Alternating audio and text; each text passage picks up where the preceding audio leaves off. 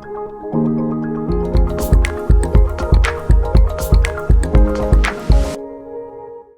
saya kecil saya ingat deh.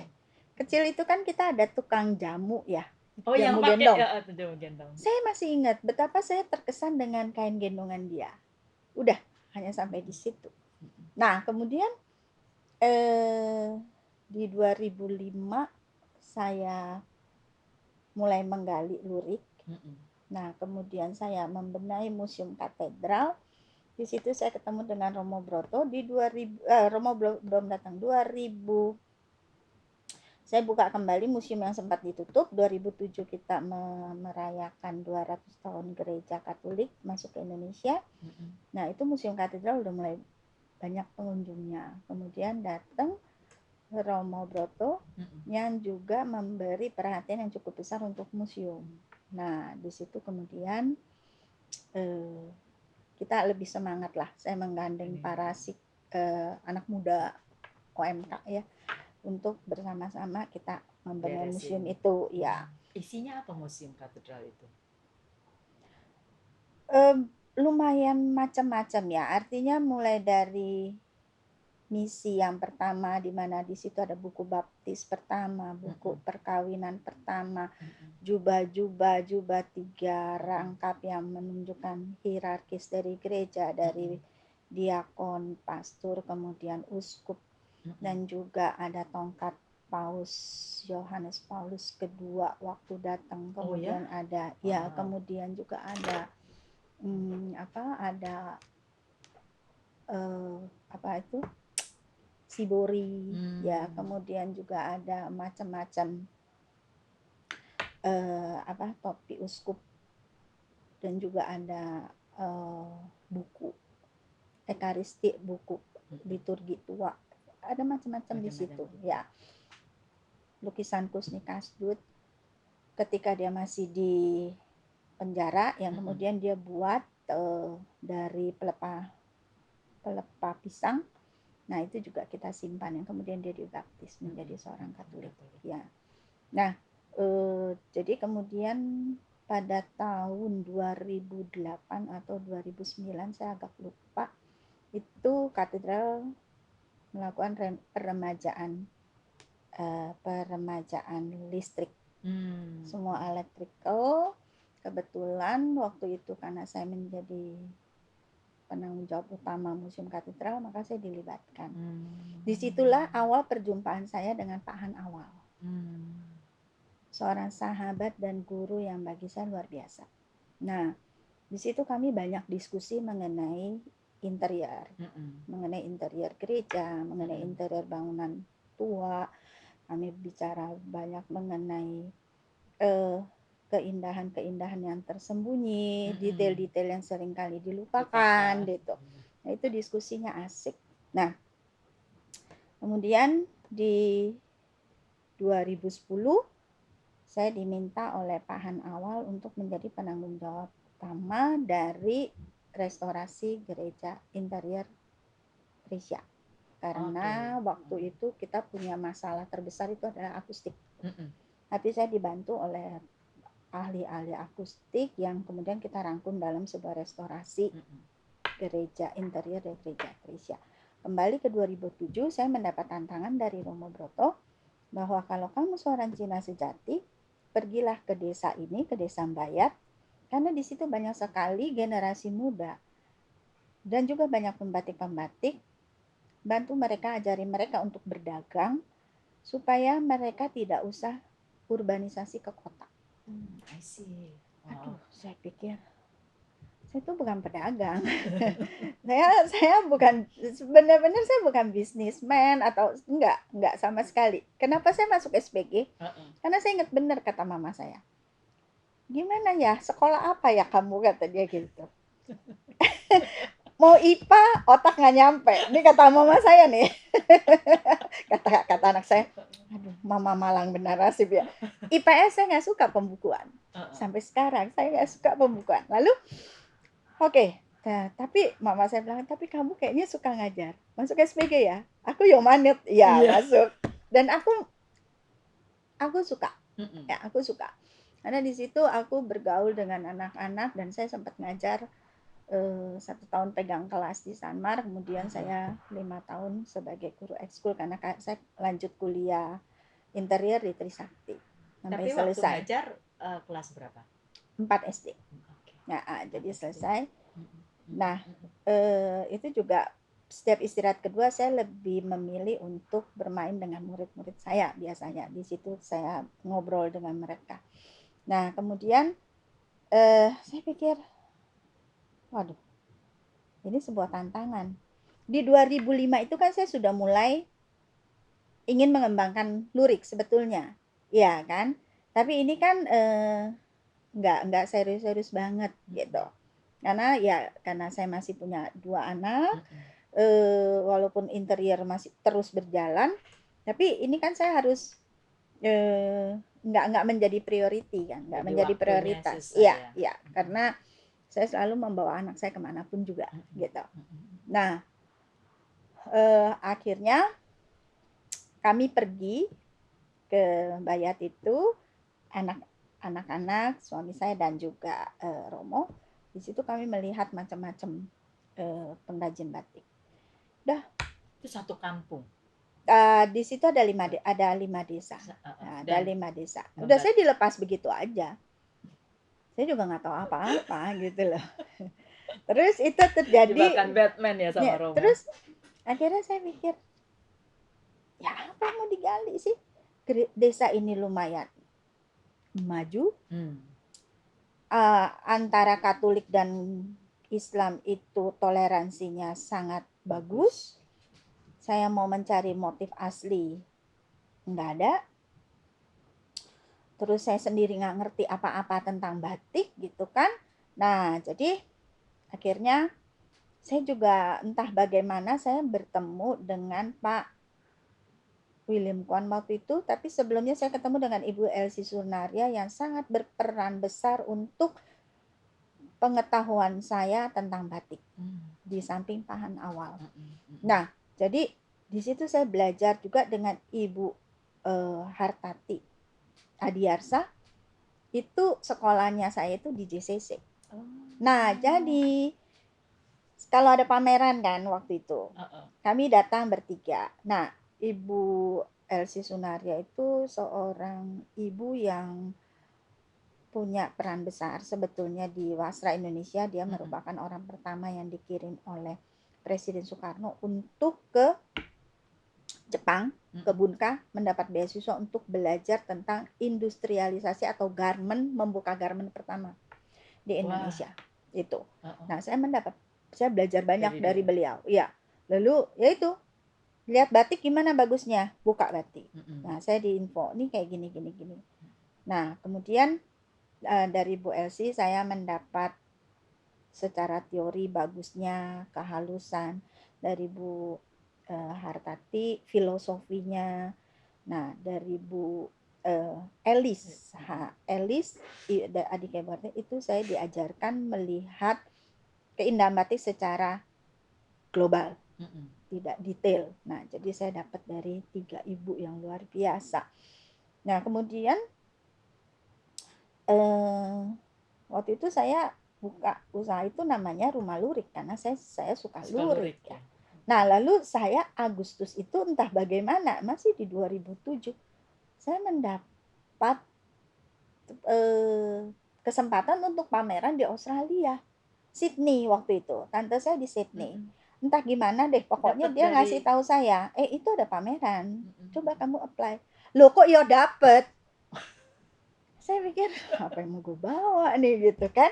Terus saya bilang nih, Romo, itu Juli, saya ingat benar. Itu Juni saya dapat kabar, Juni, Juli, Agustus harus pameran.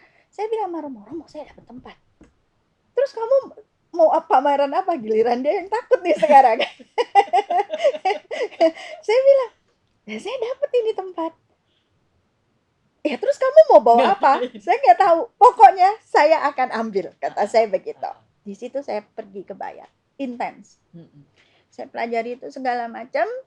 Dalam 2 bulan, ya udah saya ambilin aja dari pengrajin setempat. Semuanya. Saya bawa. Tapi tidak dengan sistem hutang. Jadi saya beli memang karena mereka masyarakat kecil ya saya pikir udah saya beli. Dah. Kemudian judulnya aja masih Rumah Lurik tapi yang dijual batik, kocak dah. Nah, terus pameran di situ. Duh, bodoh banget dah, nggak tahu apa-apa. Semua peserta-peserta lain itu udah biasa ya, udah siap ya, mesti bawa apa, mesti apa. Aduh, saya enggak deh. Saya cuma modal saya koper, gantungan, terus saya enggak di dunia fashion sama sekali. Baju saya sehari-hari sangat simpel. Saya bukan orang fashion, gitu loh. Apa yang saya suka itu selalu yang biasa aja, gitu. Terus udah waktu itu saya ditemenin kakak saya gitu. Terus udah kan, ya tapi dia juga bukan orang pameran begitu gitu, karena kami besar di dunia industri. Ya, jadi papa saya bukan seorang pedagang juga, tapi dia memang seseorang yang pengusaha dan dia biasanya lebih banyak meng-create dan memproduksi. Jadi kita dari kecil itu dunia industri. Lalu udah pameran, ada temen yang bawa backdrop gede-gede sampai akhirnya kesulitan nggak bisa dibawa. Saya minder juga loh. Saya pikir mati loh, kok kagak bawa apa-apa, patung juga nggak bawa, apa nggak ada gitu. Iya, manekin saya bawa yang plastik, malu banget loh kalau inget-inget ya dulu. Tolol banget. Satu-satu yang paling bagus dari saya itu adalah cermin. Cermin saya keren emang. Saya bawa simple tapi no. Nah, karena saya orang interior kan. Iya. Jadi saya fokus pada yang kayak begitu gitu. Udah taruh bikin, terus saya lihat orang kok pada pinter-pinter yang nggak gantung ya, mati lu. Aku mesti ngegantung kayak apa gitu. Ya udahlah, pameran-pameran tanpa saya sangka ternyata batik yang saya bawa itu adalah batik yang tidak pernah dijual di Indonesia. Itu ironis banget.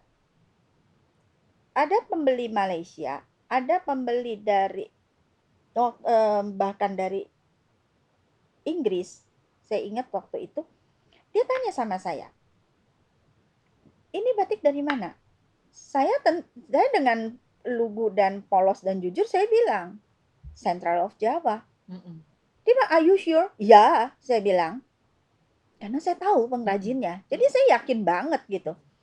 Dia bilang, gue baru tahu kalau Indonesia membuat ini, karena kami selalu membeli pada satu pengusaha besar di Amerika, dan kalau aku boleh sebut itu memang dia dikuasai, Hoffman itu memang luar biasa.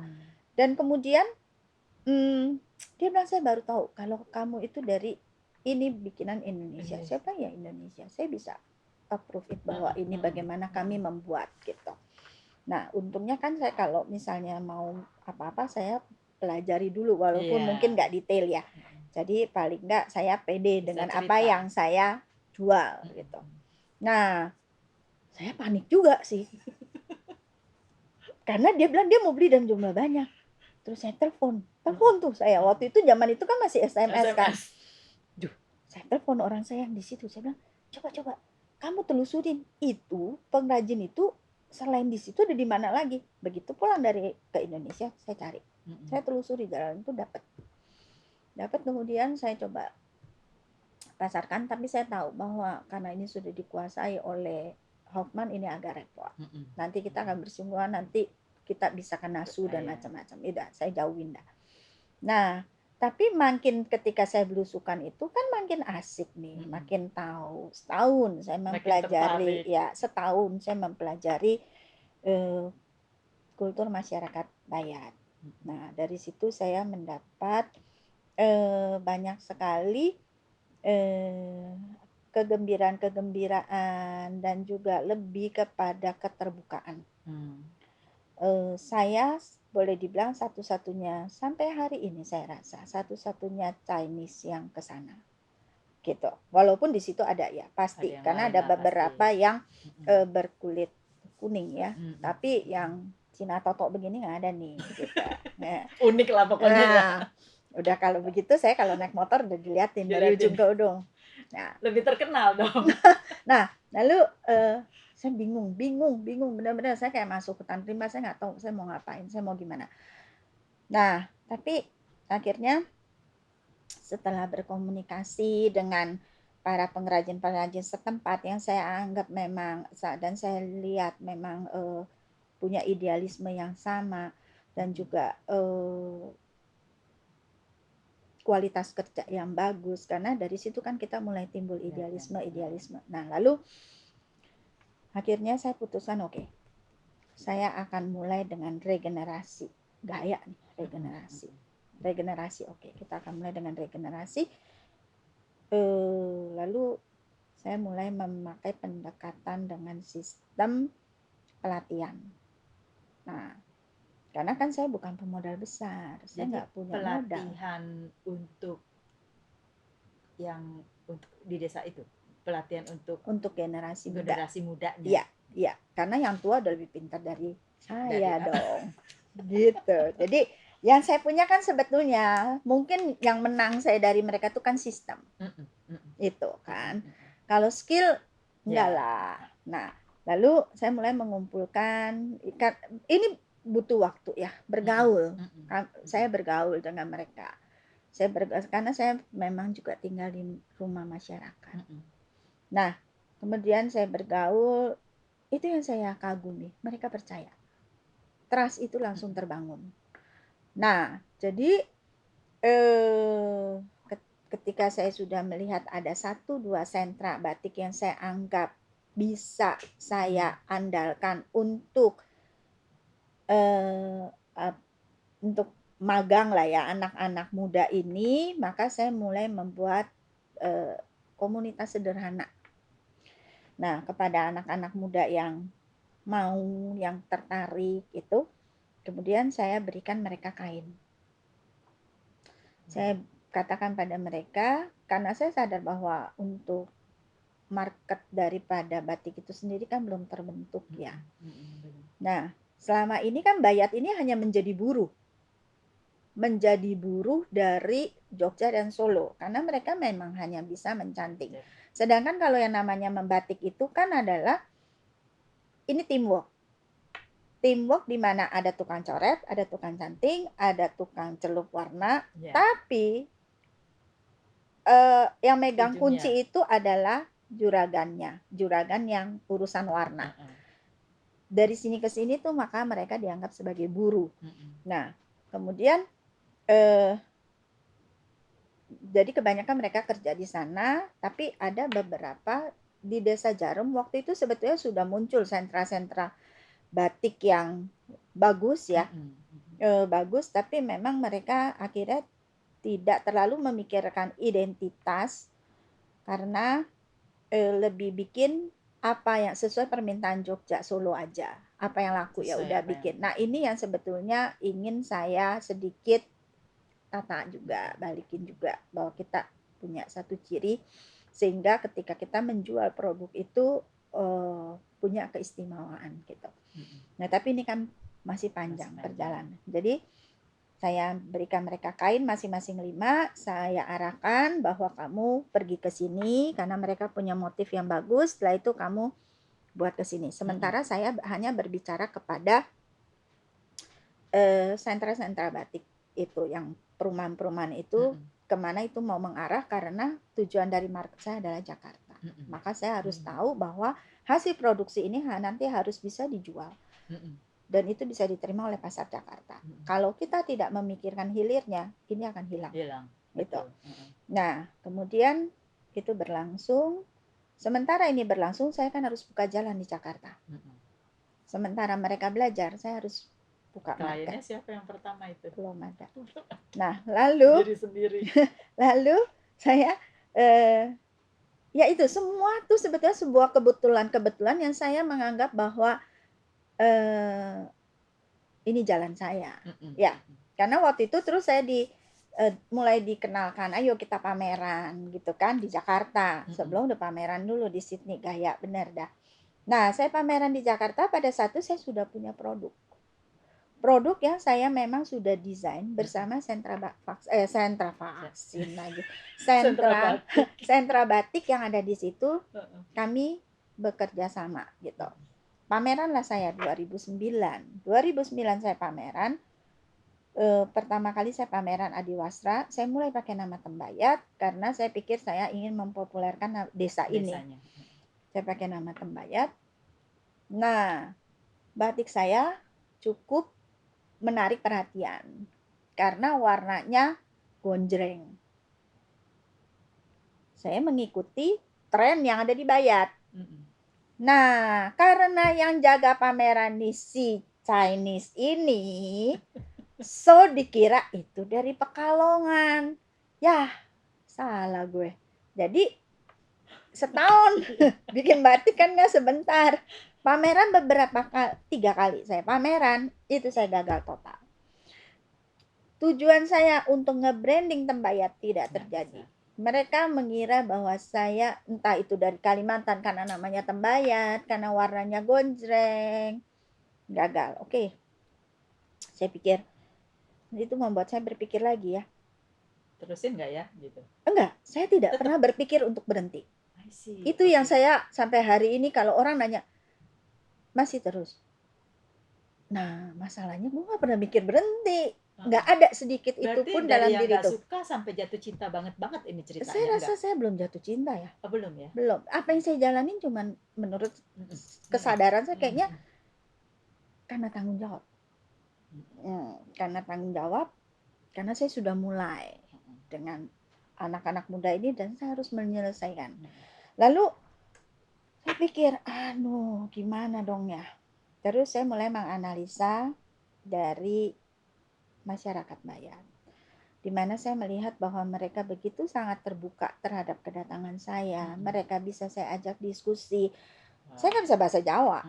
Kemudian mereka menerima saya, mereka mau menjelaskan kepada saya, mengajarkan saya bagaimana itu membatik, kemudian bagaimana perkembangan masyarakat sekitar di situ. Dari situ saya menangkap satu karakter yang sangat jelas untuk orang Bayat. Itu adalah mereka terbuka, tapi mereka juga sangat Jawa. I see. Nah, jadi dari situ saya membuatlah satu batik, satu desain batik, masih bersama mereka.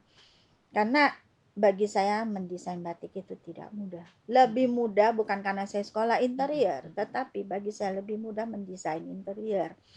Karena batik itu seperti kata orang-orang bilang ada nyawanya. Itu betul bahwa kita harus kita harus menyatu dengan dia. Kita punya hati ya. Dan saya belum, terus terang. Jadi saya bergandengan tangan, tapi kita discuss. Kemudian saya bilang, saya ingin sesuatu yang modern dan kebetulan yang saya ajak kolaborasi itu memang dia sangat open minded, tapi dia juga sangat, jadi itu berhasil dibuat dalam satu desain yang saya sebut dengan bokong semar. Gitu. Saya menamai motif itu bokong semar, dan warna yang saya pakai waktu itu kita masih sintetis atau chemical ya. Nah, kemudian itu dengan warna unsur sogan. Kenapa saya ambil sogan? Karena sogan identik dengan Jawa. Pedalaman, batik pedalaman. Sedangkan yang pertama saya bikin warna pesisir, makanya saya salah kaprah. Nah, jadi setelah itu saya masih ingat, itu saya pameran di penghujung tahun 2009 di penghujung itu saya berhasil. Saya berhasil menampilkan itu, dan orang nggak lagi bertanya bahwa saya itu Pekalongan gitu. Dan orang begitu melihat bahwa itu sogan, langsung dia, wow, itu sogan, gitu, warna sogan. Dan waktu itu saya berhasil menampilkan warna emas tanpa menggunakan perada.